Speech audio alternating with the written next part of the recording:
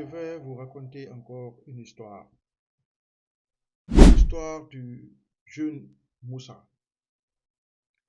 Moussa était un jeune homme très brave qui vivait dans un petit village.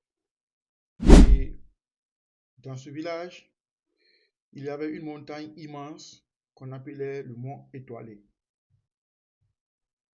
On disait que ceux qui atteignaient le sommet du mont Étoilé allaient avoir une vue si magnifique que ça allait changer leur perception de la vie.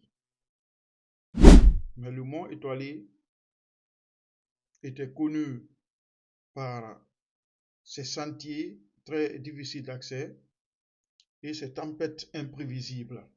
C'est pourquoi d'ailleurs, on disait qu'il était presque impossible de conquérir le sommet. Un matin, Moussa se leva avec pour objectif principal la conquête du sommet du mont Étoilé. Donc, il a pris un sac à dos qu'il remplit de provisions et un petit carnet dans lequel il allait écrire son histoire et ses pensées. Mais à peine commencé, il rencontra au pied de la montagne un groupe de jeunes qui redescendaient. Tu n'y arriveras pas, jeune homme. C'est pas la peine de te fatiguer. On a essayé, on n'est pas parvenu. Donc, il serait sage pour toi d'abandonner. Moussa regardait ce groupe de jeunes et de bons chameaux, continuant son chemin encore. Quelque part plus tard, il rencontra une femme avec une canne et des blessures sur le corps. Mon fils, épargne tes parents de ces dépenses. Rentre à la maison, tu n'y arriveras pas, c'est trop difficile. C'est ainsi que Moussa se demanda alors s'il ne serait pas sage d'abandonner ce voyage. Mais quand il s'est demandé, une autre question lui est venue en tête. Et si moi j'y parvenais? Et si moi je réussissais? S'est-il demandé. Alors je continue.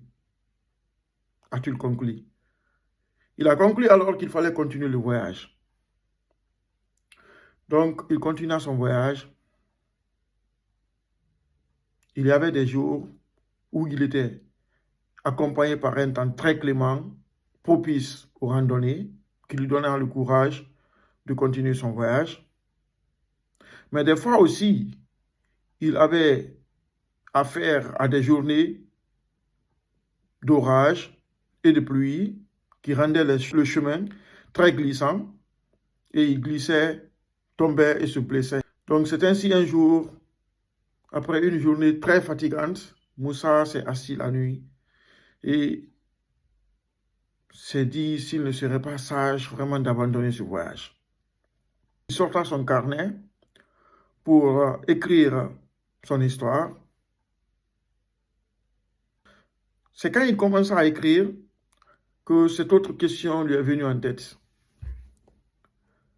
Mais pourquoi ai-je commencé cette aventure? Mais aussitôt posée, la réponse lui est venue immédiatement en tête. C'est parce que c'est mon rêve. Ces mots, bien que simples, ravivèrent son courage et il comprit que peu importaient les obstacles. Ce qui comptait, c'était de rester fidèle à lui-même et à son objectif. À chaque pas, il se répétait un pas de plus, juste un pas de plus.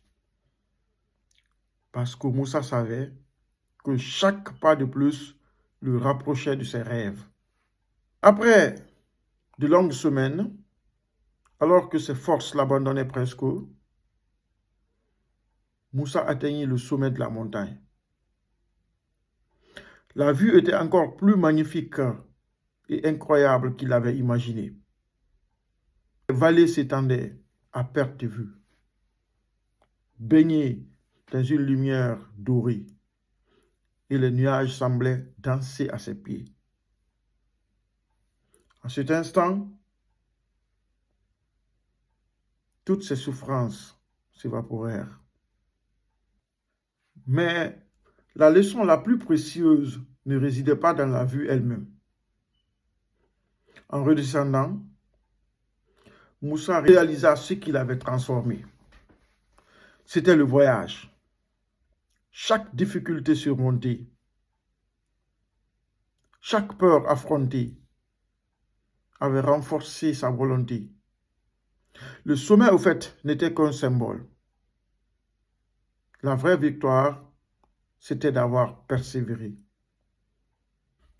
La moralité de cette histoire, c'est quoi? La motivation n'est pas un état constant. C'est une flamme qu'il faut réallumer chaque jour. Les rêves ne se réalisent pas par coup de chance, mais par la force de continuer, même quand tout semble perdu. Ce qui compte, ce n'est pas d'atteindre le sommet, mais le courage de gravir la montagne. Prenez soin de vous.